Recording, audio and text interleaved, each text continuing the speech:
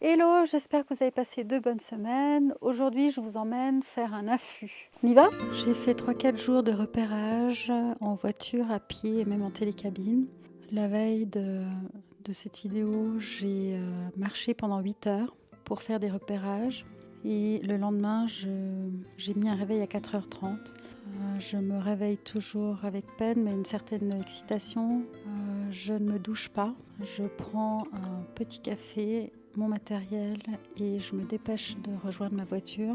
J'ai ensuite à peu près 1 heure de route, ensuite 45 minutes sur un chemin pierreux et terreux très inhospitalier. Et ensuite de là, je prends mon matériel, donc je gare ma voiture, je prends mon matériel et je marche environ 2 heures. J'ai un sac de couchage c'est pas un sac de couchage, c'est une sorte de sac en plume, comme un duvet. Je peux sortir mes bras. Il y a 2 trous pour sortir les bras et puis il y a également un trou pour sortir les pieds, ce qui fait que je peux marcher avec, m'asseoir, me coucher. Il y a une capuche également, il est extrêmement chaud. Je ne porte que très rarement des vêtements techniques, j'ai plutôt des matières naturelles et je trouve qu'elles me tiennent bien plus chaud que toutes les matières techniques actuelles. Donc cachemire, laine, soie, des bonnes chaussettes. Et donc ce sac manteau, on va l'appeler comme ça, est un peu mon bivouac pour la nuit. C'est une nuit lumineuse. Il n'y a pas un bruit à part parfois un cerf qui brame parce que c'est le début du brame du cerf. Donc c'est très impressionnant. J'adore ça en fait. Je n'ai jamais peur, mais parfois j'ai des petits moments où je sens mon assurance me quitter. Ça peut être des bruits ou des questions que je peux me poser. Suis-je au bon endroit?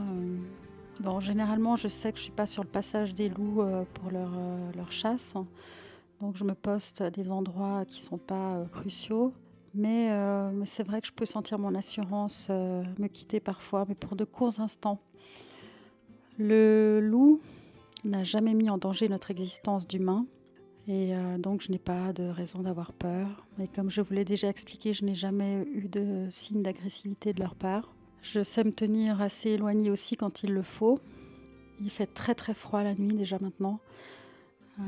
Donc c'est pas toujours agréable, mais l'excitation me tient chaud en fait. Je crois que en tout cas me garde motivée.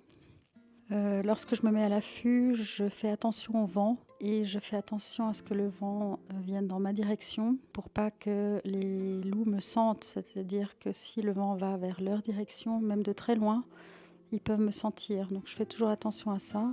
Si le vent tourne, je change de position, de poste.